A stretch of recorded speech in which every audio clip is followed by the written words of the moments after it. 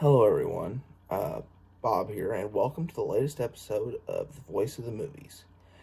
For a while, I didn't know for sure what soundtrack I wanted to feature this week, but then this little thing came in the mail, and being that I wanted to feature a soundtrack that wasn't quite as part of the mainstream as what I have done, I thought this would be a perfect opportunity. Now, I pre-ordered this from Waxwork back in February, and it finally came, and I was excited, and I gave it a listen to last night. So let's open her up and see what all's here. On the cover, we've got uh, Harry Warden in the mask. Opened up, you got like a newspaper style. Harry Warden is back. I'll just kind of pan it across here so you can see it.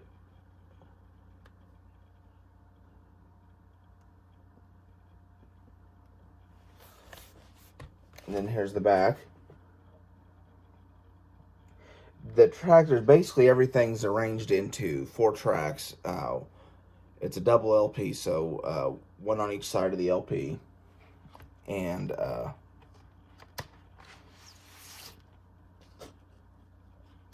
here on one of the sleeves, this is the sleeve to LP1. One side you have notes from the composer, which is Paul Zaza. Then on the other side, it is notes from the director.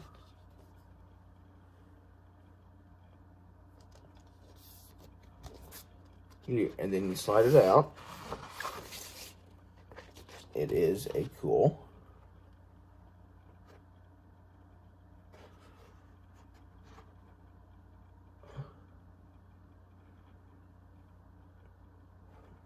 This is a 33 RPM record. I'm specifying that because for those of you that don't know, some of Waxwork's records are, even though they're 12-inch LPs, they are meant to be played at 45. So I do have several of those in my collection.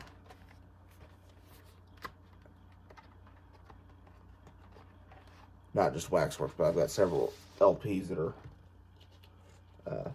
long enough to be, or supposed to be at 45 instead of 33. Got a box of candy, and then a hand holding a pickaxe on the other side on the LP2 sleeve, and then you slide it out.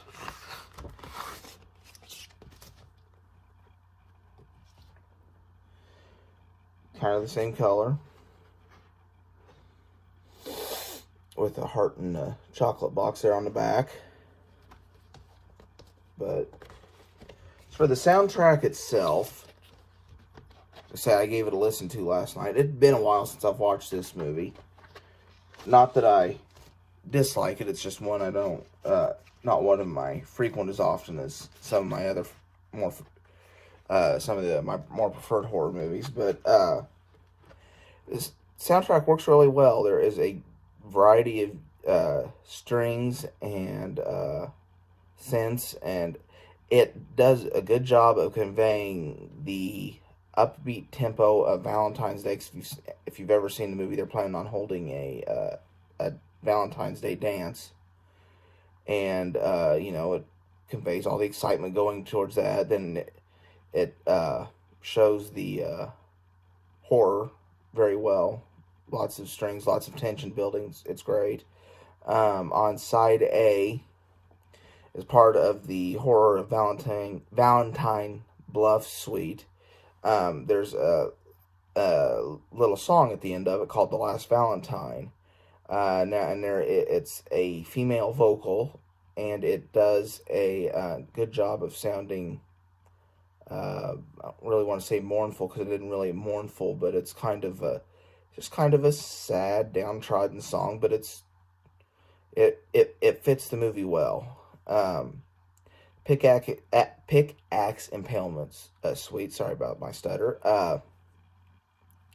Is basically, it's just a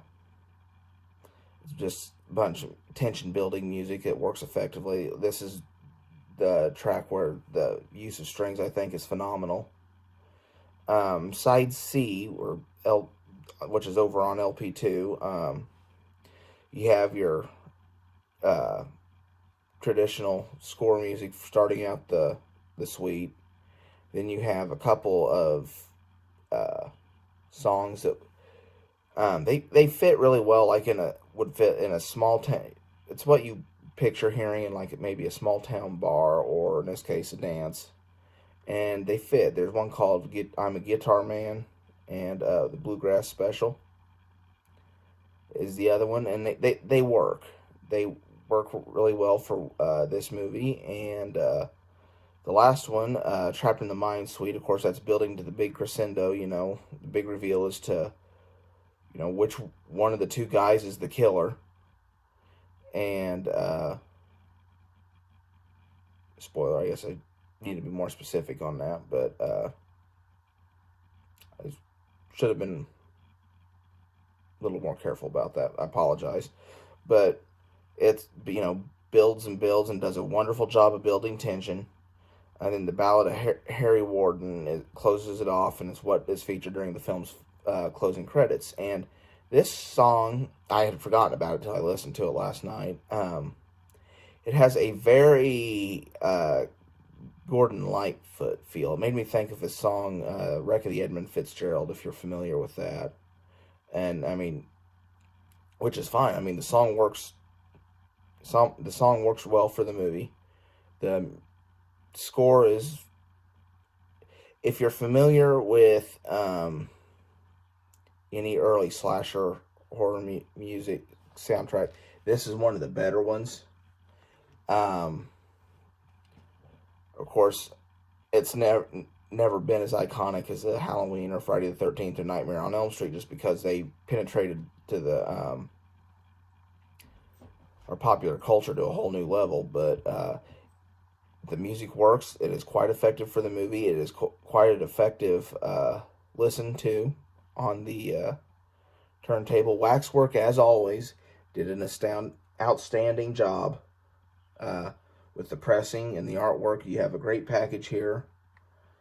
Of course, if anybody that buys Waxwork knows, Waxwork is quality. But there isn't really a whole lot more to say. I recommend this album if you're into horror music soundtracks, and if you're a film music soundtracks, I recommend you give it a shot too. It is worth the listen. It is one of the more surprisingly good finds from the annals of early 80s horror, because I think this was a 1981 movie. Does it say anywhere? But I'm pretty sure this movie came out in 1981, and